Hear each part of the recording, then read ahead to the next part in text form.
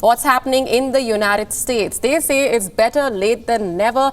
Joe Biden's formal transition is finally starting over 2 weeks after he was declared America's president-elect. Why the delay? Because the authority responsible for kickstarting the presidential transition process refused to acknowledge Joe Biden as the president-elect. The General Service Administration, or GSA, has informed Joe Biden that US President Donald Trump is now ready to begin the transition, finally. This letter was sent to Joe Biden by Emily W. Murphy. She heads the GSA. She is a Trump appointee. Murphy's letter reads, and I'm quoting, "Please know that I came to my decision independently based on the law and the available facts. I was never directly or indirectly pressured by any executive branch official, including those who work at the White House or the GSA, with regard to the substance or timing of my decision. To be clear, I did not receive any direction to delay my determination." I wonder why she has to explain all that. Here's what Donald Trump tweeted earlier today. "In the best interest of our country, I am recommending that Emily and her team do what needs to be done with regard to initial protocols, and have told my team to do the same." Now, this transition letter was sent after Michigan had formally certified its election results in favor of Joe Biden, and some lawsuits filed by the Trump campaign were dismissed.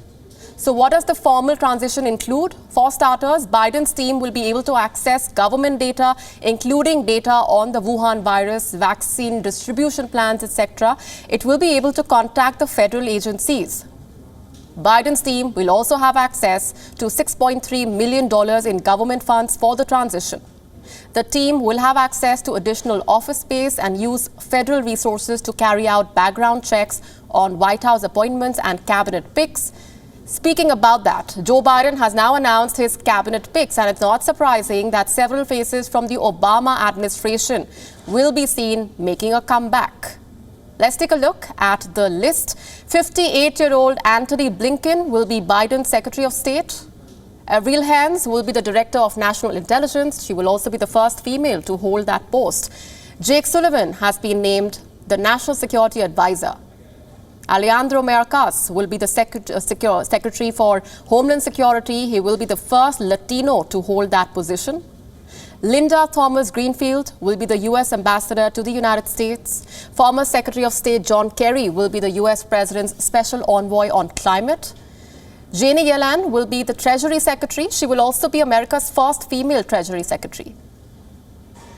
Biden's cabinet picks say a lot about how this administration will approach various issues, especially its relationship with India. At least 3 of his core team members have worked very closely with New Delhi. Antony Blinken, for example, the future Secretary of State, has worked extensively on the India portfolio. He visited New Delhi several times during the Obama administration. He has led the Biden-Harris outreach program for Indian Americans. Blinken has underlined the importance of the US-India relationship, asserted that China is a common challenge for New Delhi and Washington, and has signaled support for India's fight against terrorism. Here's someone else who has worked extensively on the India portfolio during the Obama era, United States future National Security Advisor Jake Sullivan. The former Secretary of State John Kerry, who will be Joe Biden's climate envoy, also has held several dialogues with India. It's another story that he once called on India to limit greenhouse gas emissions. Biden's administration will know better than rubbing India the wrong way.